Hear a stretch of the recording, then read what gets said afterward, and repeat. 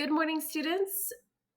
My name is Miss Monteer, and today we're going to go ahead and get started on writing our Coffee Vibes expository essay. Just kidding. It's not coffee vibes, but those are definitely vibes that we've been feeling when we've been going over this unit. And today we're going to learn how to write our expository essay. So before we go ahead and get started, it's important that we know what our objectives are. Objectives helps us understand what we're learning about and what we aim to learn from this lesson. So today, students will learn the structure of the comparative essay through brainstorming on a Venn diagram to understand the similarities and differences of world demand for coffee and a coffee apocalypse articles. Okay, so to break this objective down, first, we're going to understand the structure of a comparative essay. We're going to learn what exactly that is, and we're going to do a practice called brainstorming with a Venn diagram to help us understand the similarities. So what's the same? And the differences, what's different between both of these articles that we've been reading in class together. So our essential question, something that we're really going to focus on today in our lesson, is what is a comparative essay and how do we plan for it?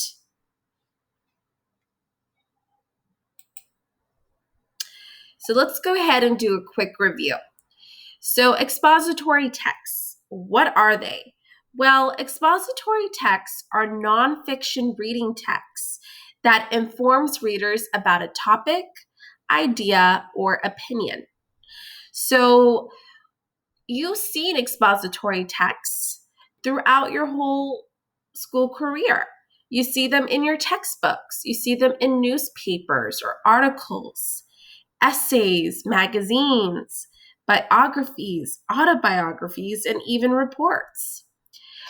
What we're doing is we're gaining information from the two articles that we read about to create an essay that informs the reader, okay? So from our understanding of expository texts, we're going to use that information to put all of our ideas together in a jam-packed essay.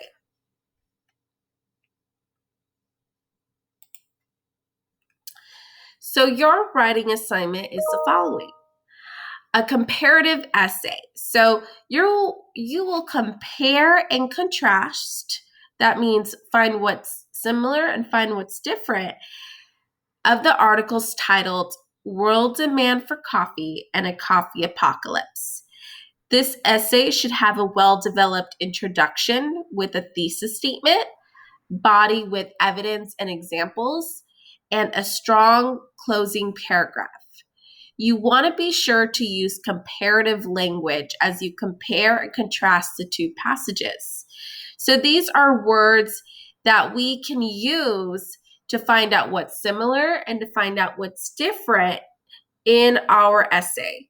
So some words that would be helpful is same, similar, alike, equal, and common, also, as well as differ, different, as opposed to, whereas, while, instead of, on the other hand, in contrast to, and however. Now, our main focus today is just trying to figure out, okay, what exactly is this prompt trying to tell us? What is a comparative essay? And how do we start with it? Okay, so we're going to learn a little bit about that today, but our main focus is figuring out what is a comparative essay and how do we plan for it. Okay, so what is a comparative essay? Well, a comparative essay finds the differences and similarities about two topics. So we're going over two important articles. In our essay, you'll be comparing and contrasting world demand for coffee and a coffee apocalypse articles. Okay, so we're finding out the differences and the similarities. What's the same between these two articles, and maybe what's different about them too.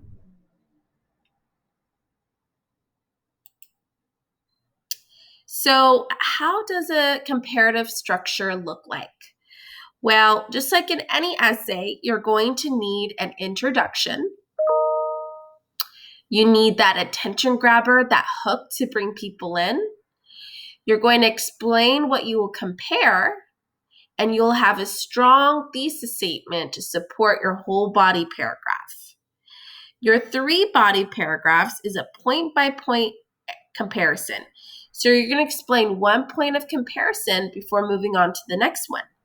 And then there should be a separate paragraph for each point. For example, if I'm comparing apples to oranges, I'm going to say in one paragraph, well, apples and oranges are different colors. For example, apples are red while oranges are orange, right? And I'm going to explain that more. So it should also include transition words. Transition words are next, first, then, right? All these transition words that we learned so far in our past essays, we're going to include them here too. The last thing that we're going to have is a conclusion. So we're going to restate the thesis and include more information so you can add any relevant thoughts, feelings, or actions about what you thought about coffee and what you learned in your essay. So this is just a quick glimpse about what your essay will look like. And remember, each paragraph should have at least 5 to 6 sentences each. And you want to be able to use the RACE strategy when you do your paragraphs. Does anybody have any questions about this so far? Okay. Yeah, so a lot of times you're going to need to have 5 to 6 sentences. So think about your RACE strategy. Think about your restate. Think about your answer to the question. Citing evidence. So you're going to use evidence from both of these articles that you will use to prove your claim. And you're also going to explain it, right? Because what's evidence without an explanation? So I need to prove why this is important in this comparison. Okay, thank you. So let's go over the writing strategies really quick. The writing stages. So the first stage is planning and pre-writing. Okay, this is the stage we're really going to focus on today. The second stage is drafting, determining the structure of your essay. So you're going to figure out, okay, once we're done planning and pre-writing our essay, thinking about what's similar and what's different between these two articles, we're going to go ahead and get started on our outline, right? We're going to put in information that we got from our brainstorming stage and include it in our draft, okay? And then finally, number 3 is that you're going to evaluate and revise your draft, right? After you're done drafting your essay, putting in a practice draft to help you look over, we're going to look over and think about, okay, what are some things that we can change? We can fix it and make it more better, right? What are some things that we can make better? And remember, writing is all about a process. It's not about solving a problem, right? So with writing, it's an art. So you're always changing, you're always growing in your ideas. And the last thing you're going to need is you need to edit for publication. So before you turn your essay in, we're going to practice that idea of editing our essay and then practice with our peers and turning it in formally. Okay? So, but today we're really going to focus on our planning and pre-writing today.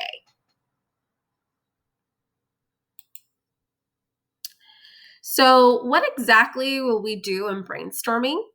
Well, we know that brainstorming is a stage where we just come up with ideas, right? Our brain is literally in a storm. It's seeing a bunch of ideas, thinking what will work best. And some of the best things to do is using a graphic organizer. So we're going to be using a Venn diagram to compare and contrast the two articles. So remember, compare means to find what's similar and find what is different between these two articles. Before we can even start writing our essay, we really need to start brainstorming. So we're thinking about what is the similarity and differences between these two articles. And there's me thinking about, I need coffee. All right, so let's go ahead and move on. So in our guided practice today, we're going to reread the articles and consider, okay, so what is one similarity you found in both of these articles?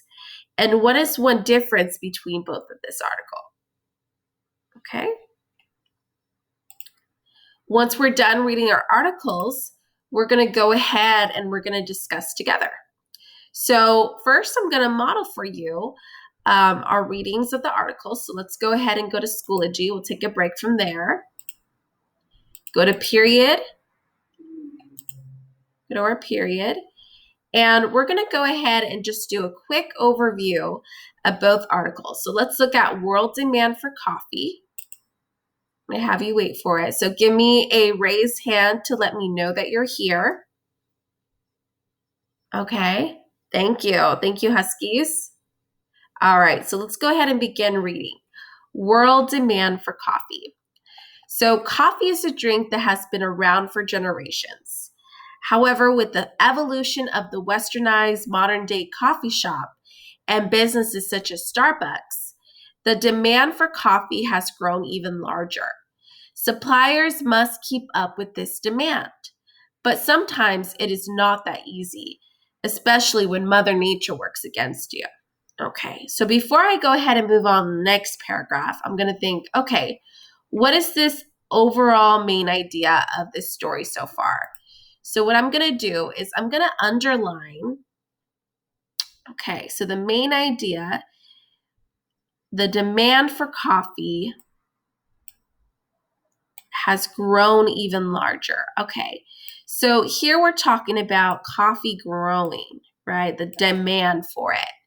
And then the suppliers must keep up with this demand. But one thing I really need to think about is, why would they mention Mother Nature, right? How is that going to influence us? So let's go ahead and go and read more. The demand for coffee continues to rise and it is expected to go up 25% in the next 5 years. According to a report by the Wall Street Journal, Brazil is the primary supplier of coffee in the world. Coffee demand is not just increasing in the US, but in China, India, and Latin America. On average, more than 141 million bags of coffee, weighing roughly 132 pounds each, is the current demand per year. But when Brazil is unable to grow coffee or to keep up with the demand, what then?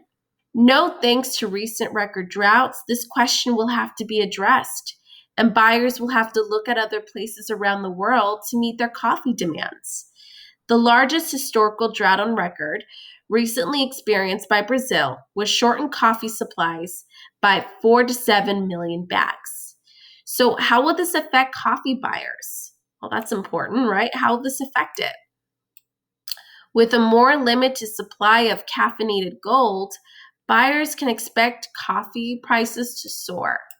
So far in this paragraph, I could see that the demand for coffee continues to rise, right? Remember when we're thinking about our numbers and stats, it's important to look over the numbers, like that 25% increase that coffee is going to make, and also the average, right? On average, we make more than 141 bags of coffee. But the demand is still continuing and rising, right? More people still want it, and the problem is that not enough people can get it. Okay? So going over here, Vietnam India and Indonesia are also the suppliers of coffees to the world. However, their production is not even close to that of Brazil. So Brazil is the number one coffee producer in the world. Another problem all of these countries face is with growing demand for coffee, many of these producers have small coffee farms. Even with the attempt to expand, it is difficult for producers to keep up with the demand for coffee. They must not only provide more land for growth, but the water demand to grow these crops is very taxing on the farmers. So we could see that they don't have enough land and enough water to grow these crops, and it creates an enormous ecological problem. The average cup of coffee takes 140 or 37 gallons to grow. I know this stat when we went over it was very shocking for us, right? According to the estimate of some ecological researchers in International Business Times. So could the daily cup of joe be doomed? If farmers can't grow enough to keep up with demand, don't earn enough revenue to justify the production, and face threats of global warming and suffer from water shortages, you bet that the daily cup of joe could be doomed. Consumers must look at the environmental consequences for growing such large quantities of coffee and must ask, if it is all worth it? Just how valuable is that morning cup of coffee? Okay. So from what we read so far, we see that farmers can't grow enough to keep up with the demand, right? They don't earn enough money to make the coffee. They have threats of global warming and even suffer from water shortages. There's just not enough water, right? So looking over our data and everything that we learned so far, it's important to look this over, because what we're going to be doing next is we're going to think about what we're trying to find with what's similar and what's different. Okay, so let's go ahead. We took some great annotations for that. And now what we're going to do is we're going to go to period.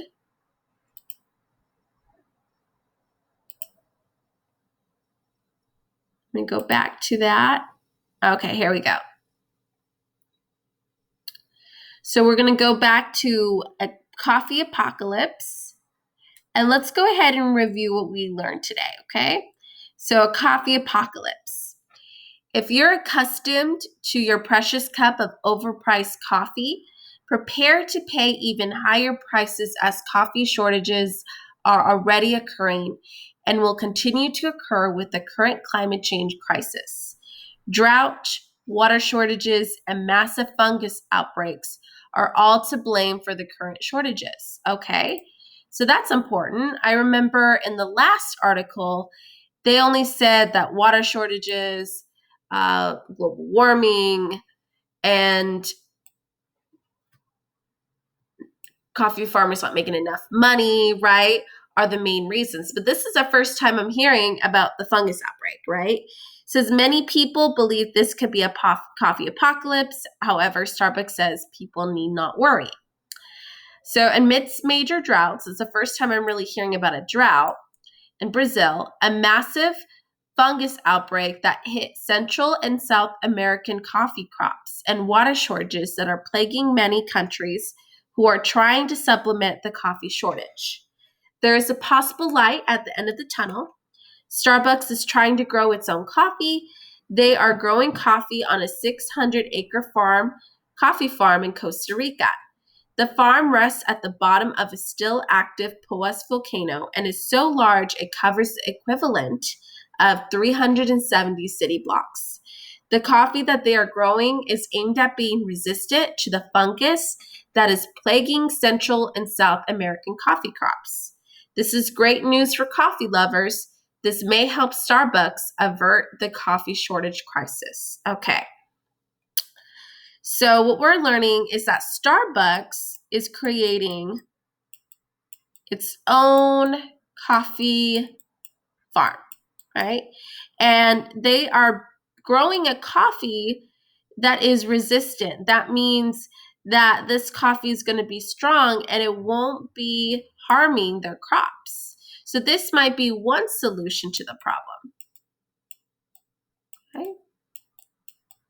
One solution. So now let's go ahead and look over the second paragraph. Starbucks is committed to responsible coffee production that helps farmers and their livelihood. Starbucks is very environmentally conscientious, though they still depend on coffee from other producers. Starbucks produced 300,000 pounds of coffee in their first year on the Costa Rican farm. Starbucks will continue to be committed to their producers, but is making their own strides in helping out the coffee shortage crisis. So we know that Starbucks is still committed in responsible coffee production that helps farmers, but they also want to be making their own strides, right? We see that Starbucks is starting to make their own coffee to help out the coffee farmers, but also make more money for themselves. So Starbucks may be in the clear for now, but what about other coffee companies? With the drought in Brazil, the world's largest producer of coffee, and the increasing demand for coffee, it is said that the global coffee production will need increase by 30 million to 50 million additional bags of coffee each year to keep up with the demand. That's more than the entire crop of Brazil. Climate change and low prices for coffee are discouraging farmers from wanting to produce more coffee. So climate change or global warming is an enormous problem. According to Bloomberg Business, the world is set for a coffee production deficit of 3.5 million bags in the 2015-2016 season. Last year, there was a deficit of 6.4 million bags of coffee. Nobody knows where the needed coffee is going to come from. So look at the world, the circumstances, coffee demand, the current price of the cup of joe. Decide, is the coffee apocalypse imminent? Is it coming for us? Right. So this is an article that we've been reading so far, but after reading, right, we came up with a lot of great points here, like Starbucks is starting to make its own coffee to support the coffee demand. We see here that climate change is still a problem, and now we have a new coffee outbreak with fungus. That was new. So these are just some factors that this article showed that is different from the other article, right? The other article mostly talked about what is happening, right? That this coffee demand is really hurting coffee farmers. So now what we're going to be doing is we're going to go ahead and think about. So after reading those two articles, I want us to think about what is one similarity you found, typo, in both these articles? What is one difference you found between both of these articles? Okay, so I'm going to go ahead and give you a few minutes to share your thoughts and ideas of what you noticed. And then I'm going to call on a few of you to share what one difference and one similarity you found. Okay? All right. I'll give you a few minutes. All right. So I see a lot of great responses here. I see that Darlene mentioned that a similarity she found was that it talks about coffee demand, right? The problem of, she wrote that both articles talk about the coffee demand and how that impacts us, right? One difference that she found between the two articles is that the coffee apocalypse talks about fungus and the other article didn't mention it at all. That is a great similarity and difference you found, Darlene, and that's something that you can also include in your essay.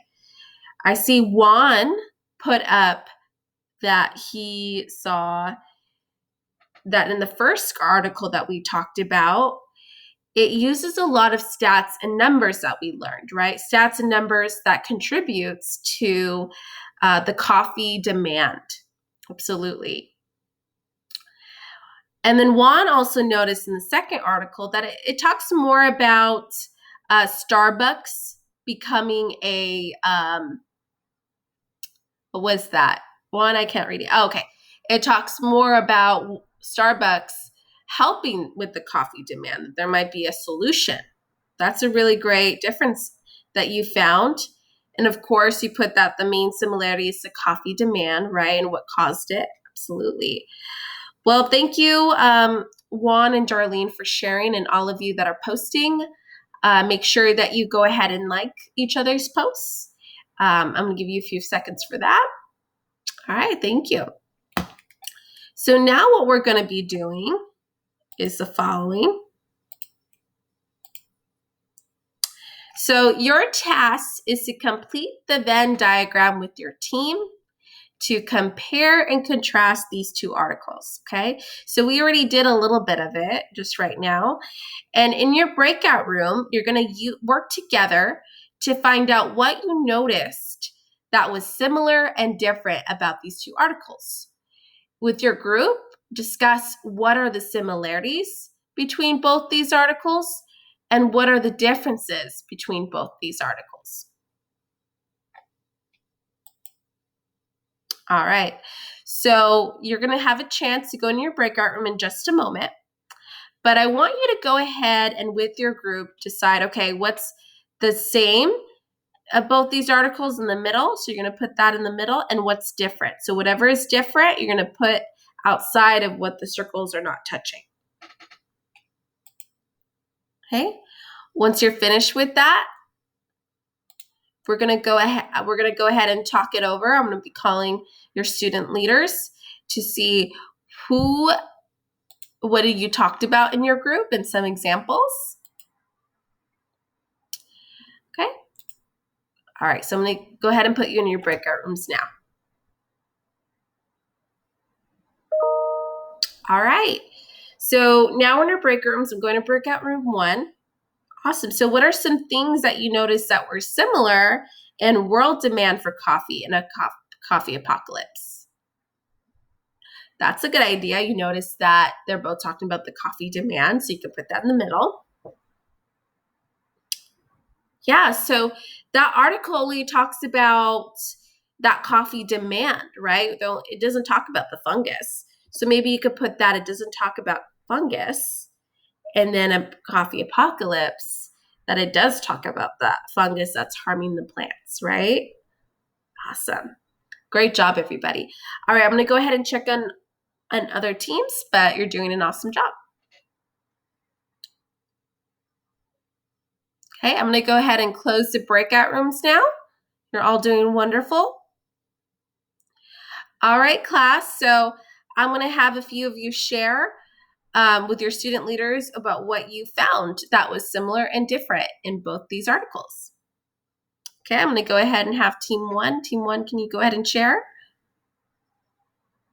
Wow, okay, so you found that Starbucks was making its own coffee in a coffee apocalypse, but in world demand for coffee, it only talks about the problem.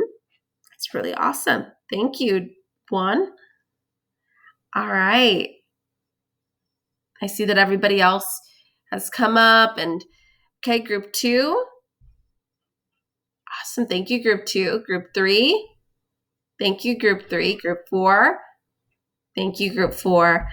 All right, wonderful job, class. I think that you are ready for your brainstorming. Or you're done with your brainstorming. So now we're going to go ahead and talk about the homework. So I want you to finish your Venn diagram on your own. You already did it with your team in class today. And add more details you noticed from the world demand for coffee and a coffee apocalypse articles. After you're finished with your Venn diagram, I want you to write specific details citing textual evidence from the similarities and differences you found in both your articles. So let's go ahead and check back at our homework assignment here. So let me go here. All right. So our homework assignment can be found on Google Classroom and Schoology.